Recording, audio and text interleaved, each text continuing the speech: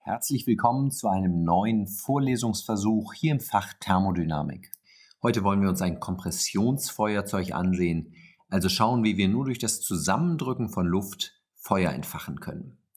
Dazu nehmen wir zunächst einmal ein bisschen Baumwolle und stecken diese Baumwolle in einen transparenten Zylinder. Das würde natürlich auch in einem nicht transparenten Zylinder funktionieren, aber dann würden wir nichts sehen. Diesen Zylinder stecken wir auf eine Bodenplatte. Da ist unten ein Gummiring, damit das auch luftdicht abschließt. Oben schieben wir einen Kolben hinein, auch den mit einem Gummiring, damit er abschließt. Und dann drücken wir nur mit Muskelkraft diesen Kolben hinein und sofort sehen wir eine Flamme, hier nochmal in Slow Motion. Die Frage ist, warum sehen wir eine Flamme? Warum entzündet sich hier irgendetwas? In der Skizze auf der linken Seite sehen Sie den Zylinder.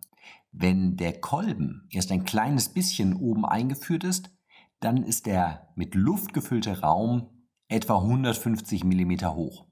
Wird der Kolben bis zum unteren Anschlag runtergedrückt, ist der Luftraum nur noch etwas 10 mm hoch. Das bedeutet, dass wir das Volumen auf etwa ein Fünfzehntel reduzieren. So, und jetzt die Frage, warum ändert sich dabei die Temperatur? Und dazu schauen Sie sich bitte einmal die Gleichung oben rechts an. Diese Gleichung gilt für Adiabat reversible Zustandsänderungen und beschreibt für ideale Gase eine Temperaturänderung in Abhängigkeit von einer Volumenänderung. Kleine Anmerkung am Rande, Adiabat ist das Ganze übrigens nur, weil wir den Kolben so schnell herunterdrücken. Ja, Sie können hier keine Isolierung an dem Rohr sehen, das heißt, würden wir den Kolben nur langsam hinunterdrücken, würde die Luft sich erwärmen und würde dann allerdings auch Wärme an das Rohr, an den Zylinder abgeben. Deshalb drücken wir den Kolben schnell hinunter, sodass keine Zeit bleibt, um Wärme abzugeben.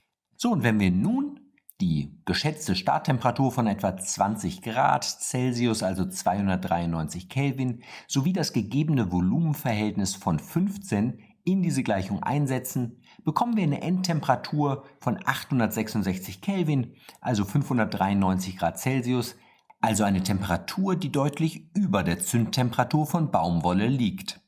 Abschließend habe ich noch ein paar Schwarz-Weiß-Aufnahmen für Sie, die wir mit einer Hochgeschwindigkeitskamera erstellt haben. Auf diesen können Sie schön erkennen, dass die Selbstentzündung der Baumwolle wirklich erst am tiefsten Punkt des Kolbens, also dem Moment der höchsten Kompression, beginnt.